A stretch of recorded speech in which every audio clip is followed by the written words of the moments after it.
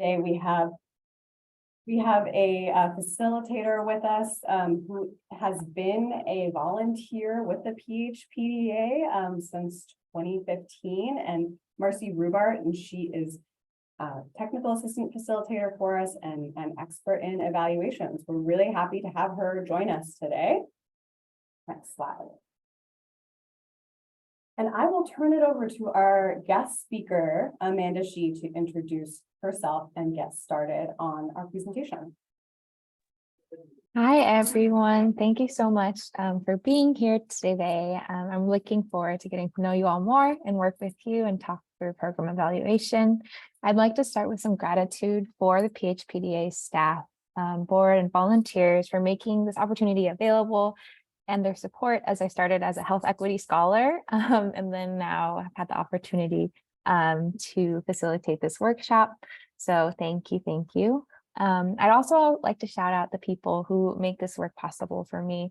I'm working at the Tubman Center for Health and Freedom as an American Public Health Association fellow. So as these peers, supporters, and mentors have supported my work, just gratitude to all of them. So I am a mixed methods community researcher and evaluator. I'm trained in public health policy and public administration at the UW. That's where I received my formal evaluation training. And I've worked in evaluation for various government and community-based organizations. My passion is really in health equity, and especially working towards housing justice as well as mental health advocacy for young people. So I almost said next slide, but I'm running the slides. So here is the agenda overview today. We're going to briefly go over some of the pre-session. Then we'll go into the why of evaluation, when to host, what type of evaluation, and how anti-racism and equity is crucial to every step we take. And then also we're going to talk about types of evaluation with what, who stakeholders and evaluators can be, and where you're going to find some data sources. Then the majority of the session will be spent in a breakout room where you get to work with facilitators as well as peer-to-peer on really shaping your toolbox for evaluation, so you can walk out of here with some actionable items. So again, the purpose today is to understand types of evaluations and what environmental and organizational factors might influence what you're going to be carrying out at your org for your program. We're also going to be working again on that peer-to-peer scoping, so you can walk out of here with something actionable in the worksheet filled out. And then lastly, and most importantly, we're going to be centering anti-racism and equity and connecting this work to a broader work towards health equity. So we're going to go into the first of the pre-slides now. So in the pre-slide video, I asked you to think of what is program evaluation when you think of program evaluation, and what is the purpose of program evaluation. So if you could go ahead and share that in the chat now to start and just pulse check where everyone's at as we enter the space.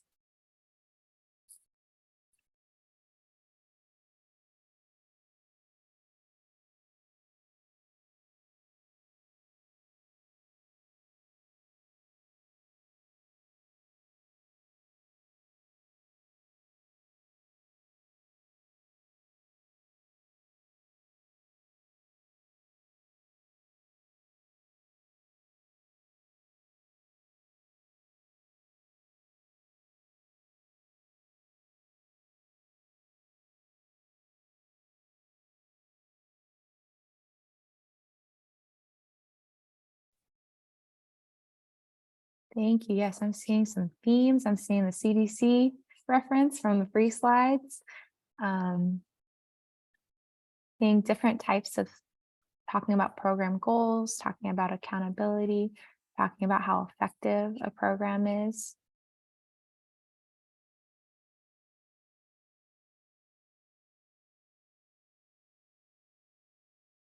Thank you all. So that we're grounded in similar themes, it seems like, of talking about accountability, about goals, and then data to inform our decision making. And often we're talking about kind of outcomes, effectiveness, efficiency, it seems. So we'll keep it moving now. And we'll talk. Thank you all for sharing, and we'll continue to have opportunities to engage as a group. to learn, impact. Thank you. So now, if folks could also add the program that you're walking into the space with, that your organization provides in the chat that you're hoping to evaluate, something you're familiar with, as well as we'll be providing a link to the handout that was also in the pre-session email as well. And we'll be working through the worksheets in depth in the breakout rooms. Now we're going to see what programs are in the room.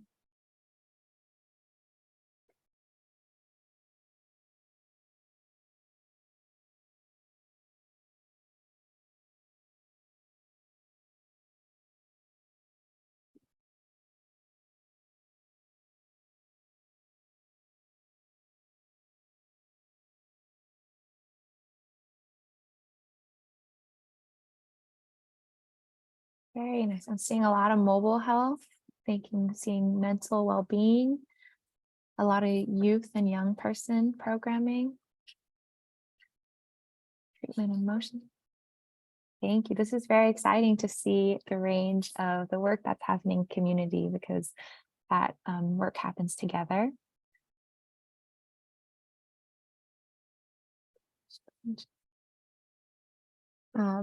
And with these questions in mind, now I'm going to ask, what question are you seeking to answer for your program with evaluation? So you don't have to, this is just a theme throughout, but it's really important to root ourselves in an understanding of our goals and our intent, or what evaluation as a tool can be to support all these really beautiful programs I'm seeing in the chat. From clinical to well-being to residential treatment to reimbursement and eviction prevention. Just really, again, this will be a theme throughout, and I encourage you to continue to take pause to think, what am I doing with evaluation? What is the purpose that serves the program I'm working on and the community I'm working with?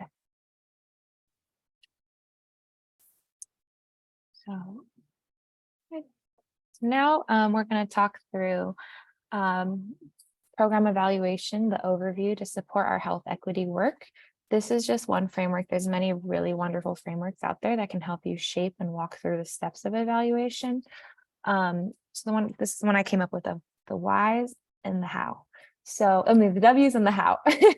And so first, we're going to root ourselves in why. Again, the goals and purpose of an evaluation is so important as that foundational container setting. And then the when, the stage of the program will determine what kind of evaluation you actually end up going towards. And then again, at every step, how is equity at the center? How are we contributing to a greater system of health equity? And then what's the type of evaluation? And there's 5 different types I'll cover today. And then who, evaluators and stakeholders. So who is making the decisions and who is actually carrying out evaluation tasks? And then where are the sources of data that you could possibly use for evaluation. And then here's just going to be a break flow of the breakout rooms. So we'll have different ones where you can self-select depending on just where you're at. So it can meet you where you're at. And again, it follows the W's. And then at every point, we'll be talking about how we're taking anti-racism and centering it in our work. And thank you, Mallory, for sharing the worksheet so folks can download that and have their version on their computer. And again, we'll work out those in the breakout rooms. Feel free to take notes. And again, this worksheet in front of you is also going to be a starting place for you to shape your evaluation, as well as a session today. I encourage you all to take anything, again, that you learned back to the team and the communities that you work with to iterate and collaborate on strategies for evaluation. And then use these different tools such as the post resources, the slides, as well as the worksheet to share this knowledge and continue the process. So now we're going to start with the why. So why is the purpose and goals of our evaluation? It's that intentionality at the beginning. It is crucial to pause and have these intentions scoped and connect back to your mission and vision and with the communities that you are working with. And this is really the heart of why you're taking on the evaluation and your evaluation work. Because you'll be investing time and resources and asking for community input often or staff input during the evaluation process, this intentionality is so important in the scoping. Your why can be anything from connecting back to your theory of change or original intentions, or asking if you succeeded in the goals that you set out. It can also be figuring out the impact of your work and whether it's something like changing the number of individuals in housing or changing stigma around seeking mental or behavioral health services.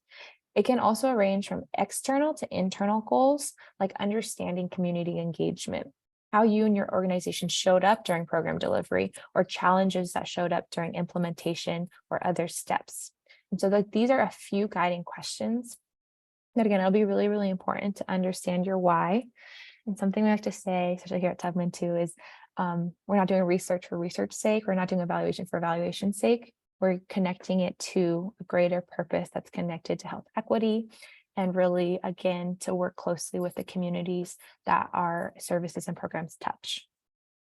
So I like to pause at the end of every content slide to just ask for questions. You can feel free to ask questions in the chat or raise your hand and unmute. Because these questions are so important. And honestly, one professor said to me in school, like, if you have a question, someone else probably has a question too. So I'll also be using these questions at the end of the session to compile some additional external resources to share with the group in the post-session email. So I'll pause now for any questions.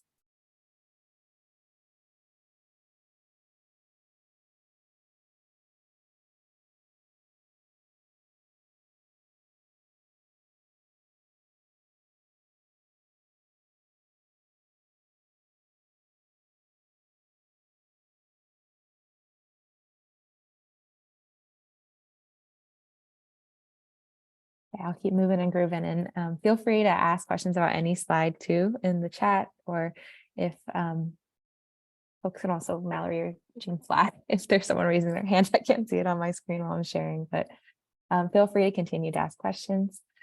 So the next slide we're going to also talk about is when. So when is going to be the timing of your evaluation, and basically that will change the deployment of your evaluation strategy. So the main determining factor is the life stage of the program you're evaluating. So this is where you get the formative versus the summative.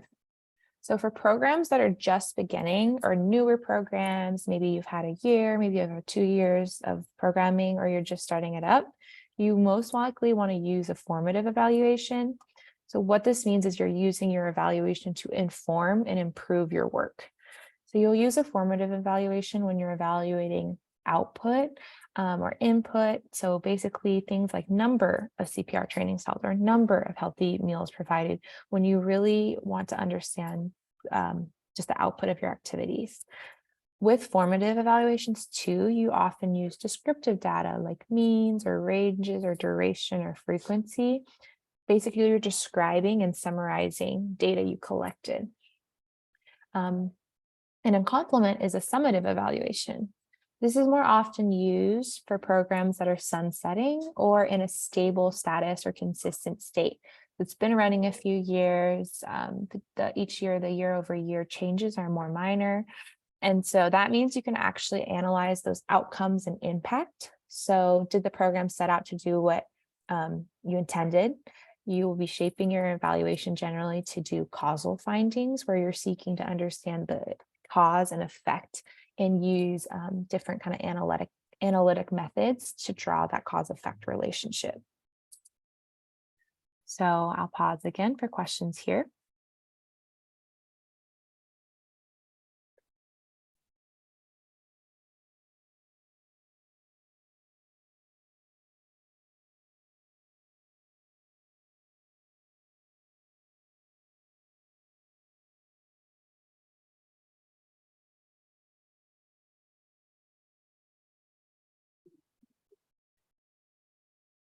Yeah, so I'm seeing in the chat, the question, is there a midway review?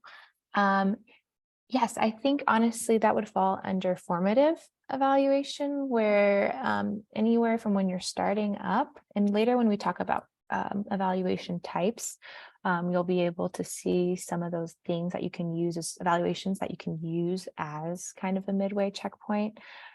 So formative basically has a large umbrella of like from just starting off the program or even pre groundwork for right when the community health needs kind of work, and then going all the way to a year out, 2 years out, or a couple, depending on what your program is. So formative is when you're still making a lot of different changes and adjustments to your program. And so if you're doing a midway review, I usually recommend formative too, because with summative too, you often need a couple years of data where your program isn't changing and adjusting.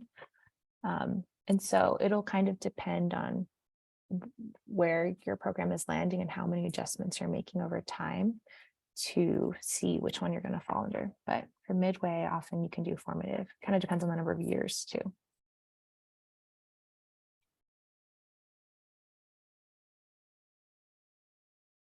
Also, when we get to the what, it'll be also re-answer your question more. So thank you. We'll move. Yeah, good morning. I have a quick question here. Mm-hmm. My name is Mamadou Diop. I work with the Washington West African Center. It's out in Linwood, and we're a statewide agency. Our mission is to connect West Africans to local resources and bridge the gap between us and the community. So our work is really very broad, based on immigration, language translation, housing and rental assistance, youth development and after-school programs, drop-in center, and much more.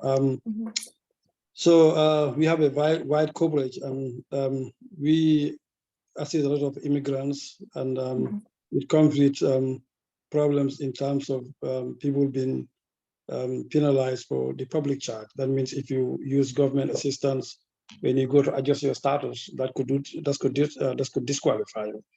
So a lot of the time we have problems even trying to get our communities involved in what we're trying to evaluate, what we're trying to kind of data gathering, because people fear that when you gather the data, you're building a case against them, or you have a database where somebody else, government, can look at and say, man, you are using government resources just to be in the United States. So that's a challenge we have. But most important, I think the question that I want to ask is that this whole evaluation process, I think we also need to look at how do we involve the beneficiaries, because sometimes what we think is a benefit to our programs, the people that are the beneficiaries may think of something different. We may think that having a car is you've improved somebody's quality of life. Somebody else thought that having a car is not, but something else is. So when we design the programs from get-go, we need to identify all the outputs, the inputs, and the outcome indicators. And when we design these indicators, we need to involve the people that we work with, the communities that we work with, so that we can get their input in terms of what is a sustainable change in life. What is there that if they get, it's going to change their lives, so that when we evaluate our program, we can base it on those indicators. And when we do that, that should be a true evaluation, because whatever we write or whatever information we collect, it comes directly from people who benefit from our program. And a lot of time people don't, they just sit in the office and just design programs and design outcome input out, output indicators without consulting the people that are really going to be the target people. So, I mean, if you can talk about that, or how do we make sure all this is in place to ensure that whatever we say this is the report of our evaluation is true, is true feeling of the community that we serve. Yeah, thank you so much for your question, and thank you for the amazing work you're doing.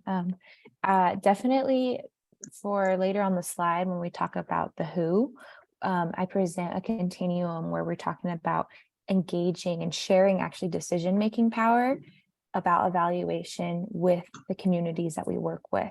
So a lot of times the quote unquote traditional evaluation might have, evaluator going out, like you said, asking the questions, and people might be feeling uncomfortable, right? However, there's opportunities now as we move towards more participatory approaches of actually sitting at the table with community and figuring out what questions they want to know, what questions they're curious about program delivery, and actually making that why together of shaping what's our goal, both as staff delivering the program, right? Also with community who might be receiving the programming. So sitting at the table together and making those important decision makings is one way, a very important way of sharing power and integrating equity into every single step of the way, from the planning process to the actual evaluation. Also, when we get later on into the where for data sources, we talk about a lot of how we use data and ask for data in a way that's not burdensome. Like oftentimes we can actually use monitoring or administrative records from our own work without having to go out and ask maybe uncomfortable questions for individuals who might not feel comfortable sharing some of the information, like because of the legal concerns that you mentioned. So when we get into, it's like 4 or 5 slides down, we'll definitely talk more about those kind of strategies to both empower and collaborate with community, as well as just reduce the burden of data collection. Thank you. Thank you. Thanks a lot. Thank you. I got a great reminder from Marcy, who's an amazing evaluator and experience, that final evaluations can be formative too. You don't necessarily have to do a summative evaluation first. So formative can go, and again, in the breakout rooms, we'll work more deeply onto different strategies that meet the needs of your organization. Now we're going to go to the how, and I think that question was a great segue to, this is the most important part of our work, right? So at every step of evaluation, we need to think of how we are integrating anti-racism, sharing power when we can, and when we talk about capacity building, truly providing opportunities to uplift different voices. So this is how we actualize, center, and hold ourselves accountable to being anti-racist, community-centered practitioners. Again, the most important part of the work.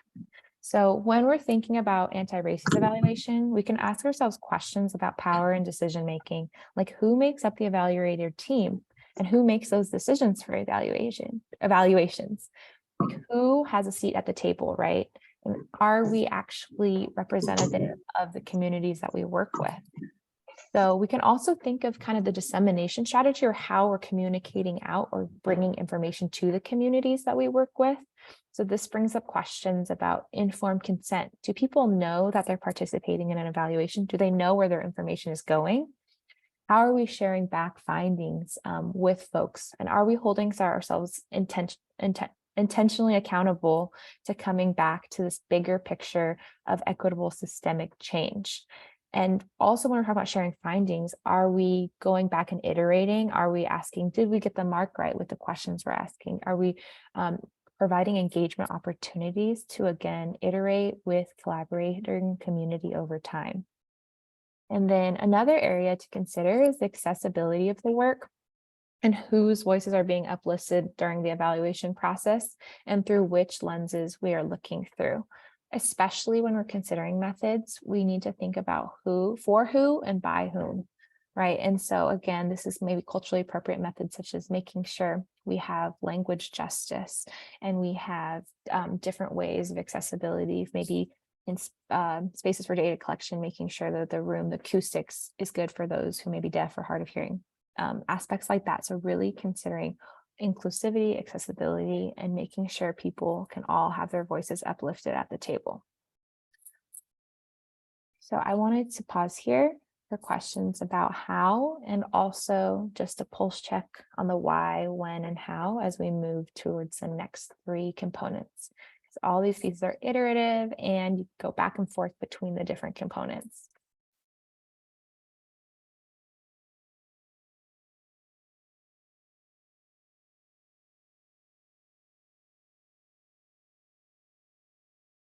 I feel like I should have got some elevator music. There were pauses too.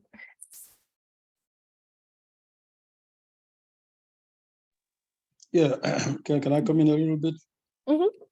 I think on the diversity and inclusion is particularly very important. And I think when you ask who is making the decision for the evaluation and who is part of the team, I think that's very crucial, because if we are the people that are running the program, we sit in offices, you know, under the AC and just drink coffee and decide, like I said earlier, evaluate and decide what we think is affecting the people. I think who is on the team is important. It's very important if you can involve the people, particularly those who are the beneficiaries, to be part of the evaluation team.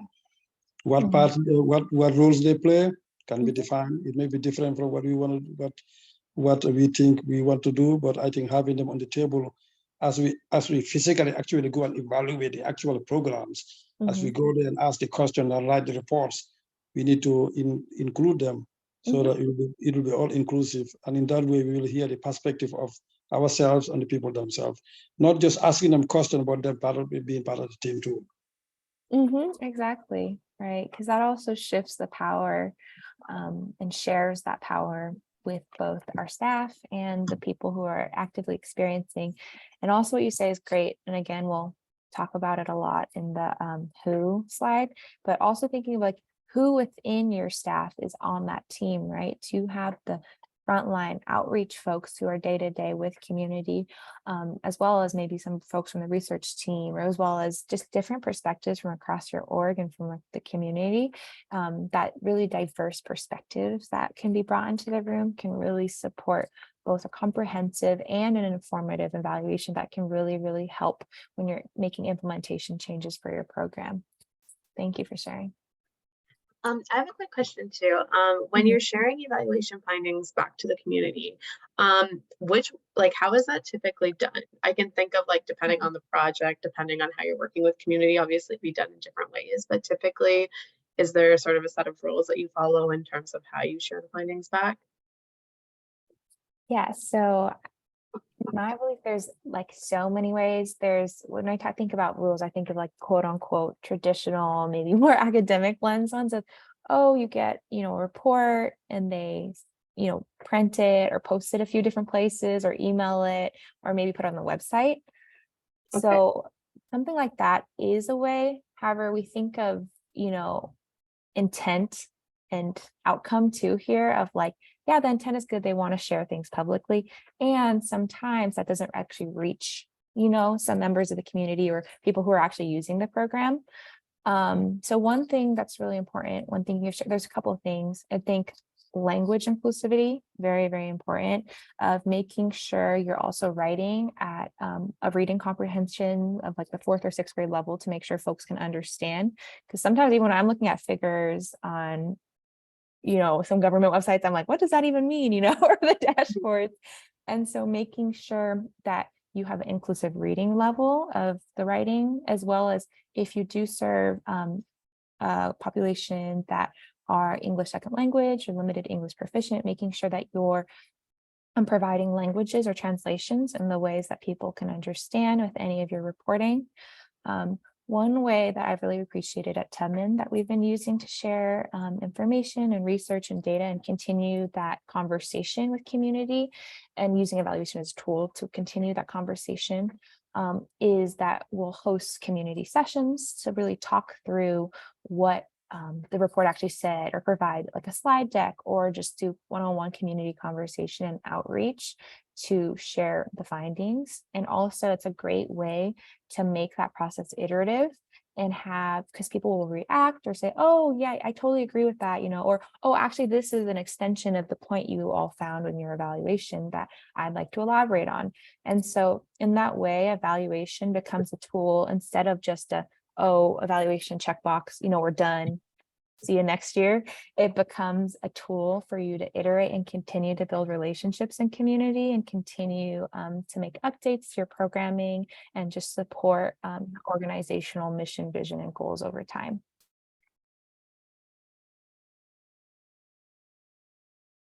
I hope that was helpful. Sorry, I got.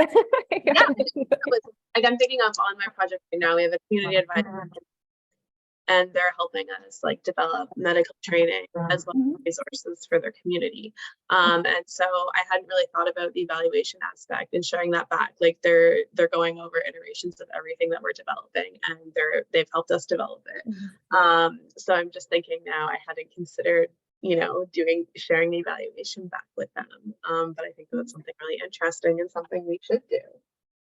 Yeah, definitely. And that's a great group to engage with, like community advisory boards or other members of the community who are receiving training. Because when we talk about the who, you can really work with a lot of different stakeholder groups, both to when you're talking about data collection, as well as like scoping the evaluation questions. Like you might have questions you're curious about. Do they also have questions that they are curious about that could help improve the kind of collaboration moving forward? Thank you. That sounds really exciting too. That's awesome. Thank you.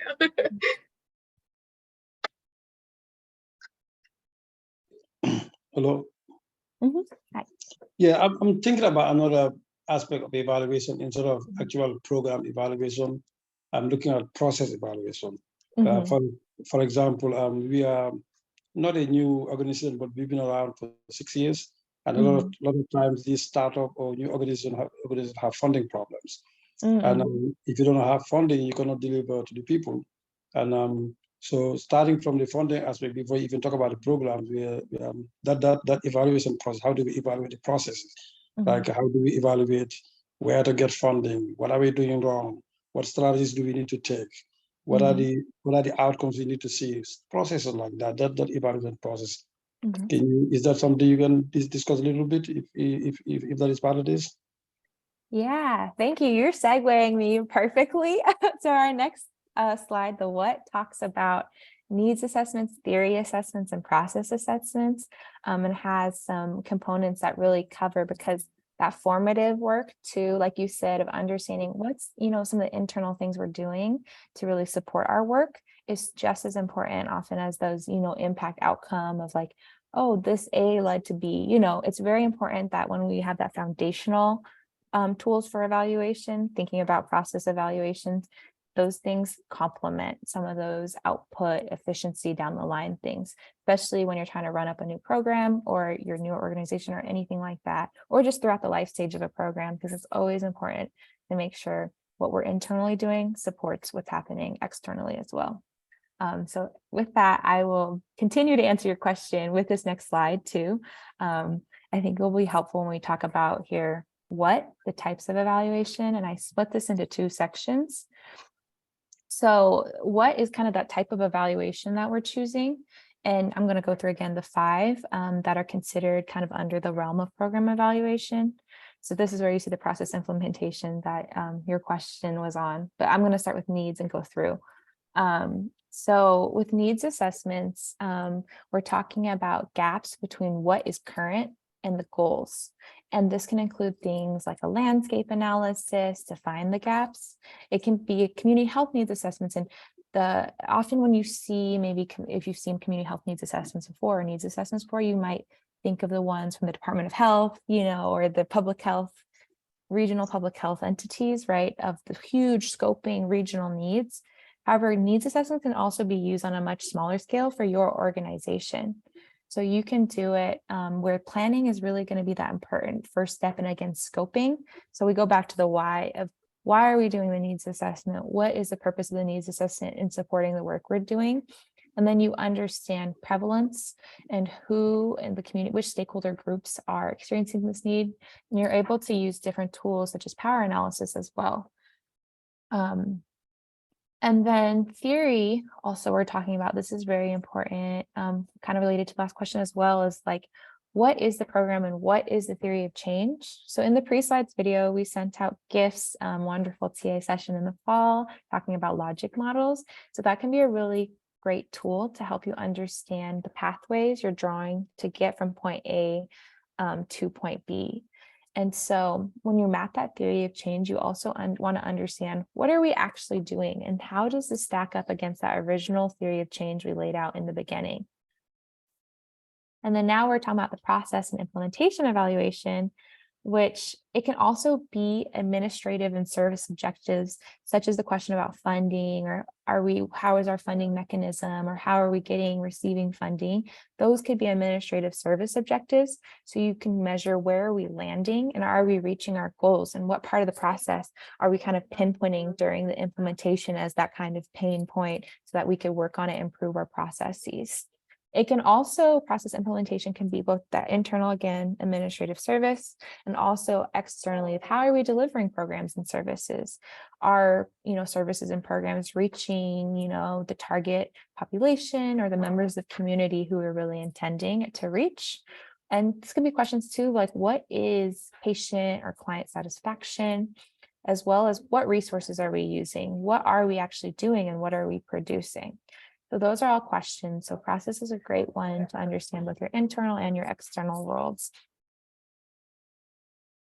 So I'll pause for questions here. Did you say power analysis? Yeah, I talked about power analysis because sometimes too, I find that kind of as a landscape analysis, when you're doing some kind of power analysis of the stakeholders and who's providing what services, it can help you in scoping maybe what you're addressing as the need. Okay, so I'm just wondering, I guess, like clarification more on what that is, but is it basically just understanding like different stakeholders and the power that they bring to the table sort of thing, or like, or what does that sort of consist of? Yeah, so part of the needs assessment that I think is so important too is when we're working towards like systemic health equity, we're talking about how to collaborate too, because it's not about one organization providing it all, but it's about, you know, really emphasizing quality provision of what we're doing and also partnering, because there's so many, as you could see in the room, the amount of amazing programs that are just here today with us. I know that goes even broader in the county or in the region, in the state. And so when I talk about power analysis, it's definitely that understanding of the influence, the power, and also the connection or how, you know, connected to this, basically this issue or topic is. And so why I mentioned that as a really good tool is because by mapping, you might find opportunities to partner and to collaborate. And also something I'm passionate about is sharing evaluations actually, because I think oftentimes a lot of our orgs end up working with similar communities and instead of, you know, each time every org going out individually and asking community members. So org A and org B and org C might all ask one community member, you know, for evaluation questions, and that's putting a lot of burden on the member. But what if org A and org B and org C are aligned enough that they could collaborate on a collective evaluation together? And so that's why I mentioned power analysis of understanding who your partners and potential allies are in the space and in the work, and understanding how they're addressing these different parts of community need and where you can plug in together or where you can really find your niche within addressing that need. And I can also attach some power analysis resources to the post slides that might be helpful too for explaining that. That would be awesome. Thank you.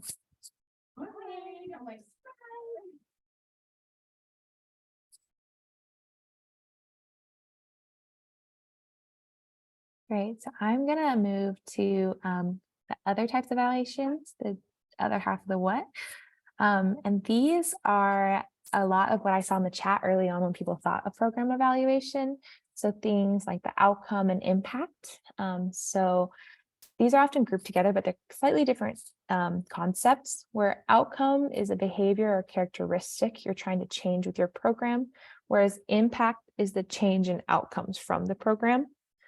Again, that logic model, shout out gift, in the free resources, as well as different logic model resources you can find online, can be very helpful in mapping out your intended outcomes and impact in understanding where you landed with your programs. So outcomes are things like level of attendance among students or changes in A1C, like a test that measures, you know, average blood sugar over the past few months among participants in your program. You can also measure baseline and change in baseline. So you'll want to consider changes, especially too among subpopulations within the communities that you're working with. For example, if you're measuring a program within Asian American, Pacific Islander, Native Hawaiian populations, you're going to want to disaggregate each group to understand the different impacts. And so going as granular as possible. And this is especially important as we talk about just data disaggregation for Pacific Islander and Native Hawaiian communities. Also, for impact evaluations, these are things like changes in the outcomes that were intended and other changes that may have not been attended. So you're again trying to go back to those main goals when you started the program and see if you hit your target. So this can be something like a subsidy for healthy foods and what's the causal impact on obesity for youth. Again, you want to see if any subpopulations had different impacts and why they're having different impacts. And then talking about efficiency, this is something you might think of where you have that traditional cost benefit analysis. But importantly, benefits is not often just dollars saved. There's outside of the monetary measures, you might have things like DALYs, which are disability adjusted life years, or QALYs, which are quality adjusted life years, which are measures of disease burden, including the quality or quantity of life lived. So when you think about efficiency, you can go outside the realm of monetary measures to really understand what's the benefit in terms of what we're defining and what are the costs in terms of what we're defining. So I'll pause here for questions. Yeah, I want to just throw in a little things in there. You've raised very important points, and also I think developing a monitoring and evaluation framework as part of the program design. If you have a program you want to implement, I think right from writing the grant to developing the programs from get-go, from the beginning, if you develop an M&E framework, that's going to indicate, that's going to show in the framework the input indicators, the output indicators, the impact indicators. What are we going to see? These are kind of we're going to anticipate. It can change. It's flexible. It can change as we implement the project, because things change as the project's been implemented. Some of the impacts could be, our desire is to have positive impact, but also in project implementation, we do have negative impact. That was not desired. So I think what I'm actually trying to focus here is developing the M&A framework that's going to be designed from get-go, and it's part of the project proposal, or part of the grant writing, or part of the project design. So that when you come to the evaluation, that makes it much easier. We can just go back to the framework and just assess our work based on what we already had before.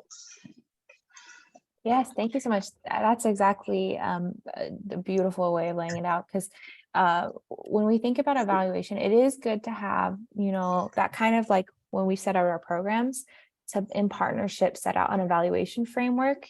So again, we're writing grants or we're going after different opportunities that meets our original intent with our program and meets like the community need that we originally set out to address with the programming or service, or really amplifies community voice in that groundwork framework laying, so that when we go to, for example, go for a grant, we're not adjusting what our original intent is just for the grant purpose, but we're instead bringing our intent with our evaluation and our program offering to the grantor to then work collaboratively to then again amplify the community voice and the community kind of tailored approach and anti-racist approach from the start. So thank you for highlighting that groundwork. That's so important with the evaluation. And again, shifting that power back to our orgs, back to our communities. If we're setting the questions, we're asking the evaluation framework, we're setting this all up to really address different things that we see in community, as opposed to, again, having different external bodies push where we take evaluation. So thank you for raising that. No, thank you. Now we're going to go to who, and this is that kind of continuum of engagement and types of stakeholders for our program. So stakeholders can be people involved at any point of the evaluation process, from evaluators to decision makers to community participants. So we're going back to that how, again, the equity and capacity building of who has their voice actually uplifted in evaluation. So again, if possible, can we move towards these shared leadership, collaborative partnership approaches that are really participatory or even led by community? Can we shift power in that way? So you see along this continuum, the left, and this is a citation from another community-based participatory research paper, but I think it was a really great graphic of the continuum of engagement from participant, where, it's the evaluator, researcher, asking the questions, setting the intent, and then collecting information, coming back, reporting. And then what about consulting? Can we use a community advisory board, or can we talk to different groups and get feedback to the researchers? Then we move to involve. So can we integrate people from the community to participate on specific issues or parts of our evaluation? And then we're moving even further along the continuum to collaborate. where people are able to have more of a voice at the table, from development of the evaluation framework all the way to completion, where researchers sit with different people. And then we move all the way to shared leadership and partnership, where researchers and community members are in partnership and relationship. We share the decision making. So it's 2 yeses, right? Or multiple yeses in the room to move forward with pieces of the evaluation. And then we're also co-creating knowledge throughout the process. So again, we're asking who has a seat, and are we intentionally ensuring that as many people have a seat at the table as possible? So really pausing and intentionally moving as far towards shared as possible. And of course, this is in a magical world, we'll all be able to. And I understand that sometimes with resource like capacity constraints, for example, if you have one staff member who's doing all the reporting or responsible for all these components, right? Also understanding how far along the continuum can we go, and over time, can we build ourselves to intentionally move towards shared leadership and partnership. And also, for different projects, for one project, you might have more resources and time and be able to really share that leadership and work together. For others, you might, just given, different constraints, need to be somewhere more towards consult or involve. And that's all good, as long as you're continually pausing and asking yourself the question, how can we share capacity? How can we build capacity? And how can we work collaboratively to share power? So we have questions.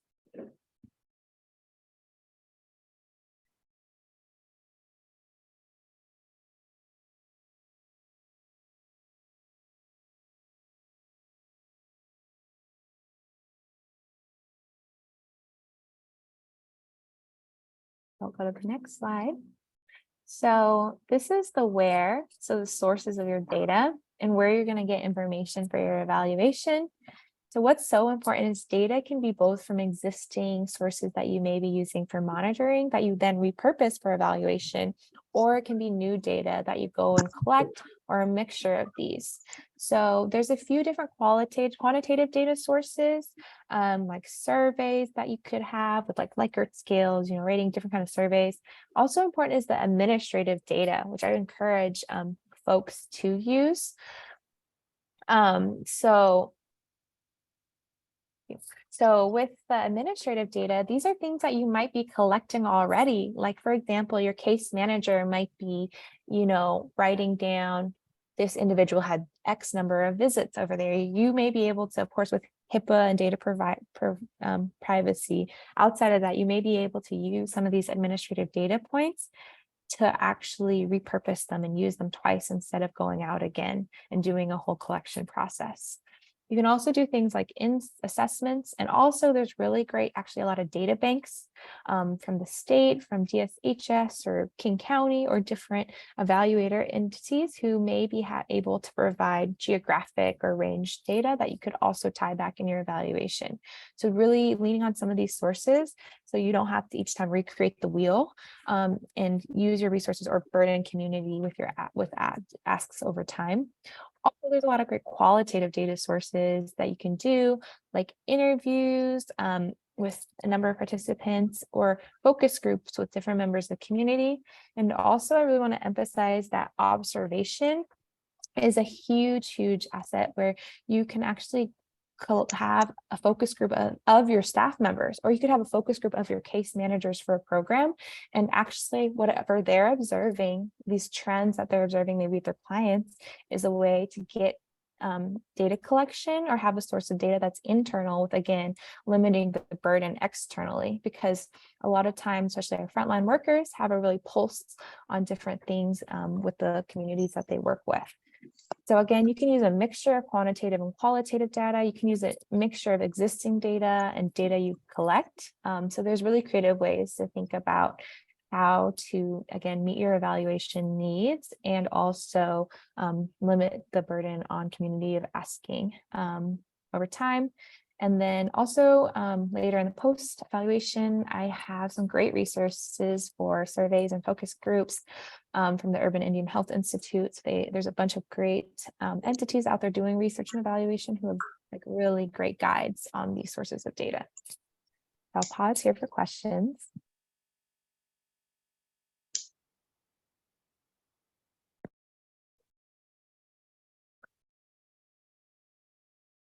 And now I'm gonna, because the meat of it is in breakout rooms, and thank you, Christina. Yeah. So we'll be opening up the breakout rooms here. So we'll be doing the why, the when, the what, 2 types of what's, the who and the where, and we'll have the facilitator, PHPDA team, Marcy and myself be leading each of these different sessions. And we'll happy to work with you on your worksheet and really walk through what area you feel like you would like to focus on. And we're happy to then provide some peer-to-peer time to work together and fill out that worksheet and walk out of here with an actionable plan and framework to share back with your orgs. With that, I'm going to pull down the slides, and Winnie will be opening the breakout rooms. We'll have about 25 minutes in there.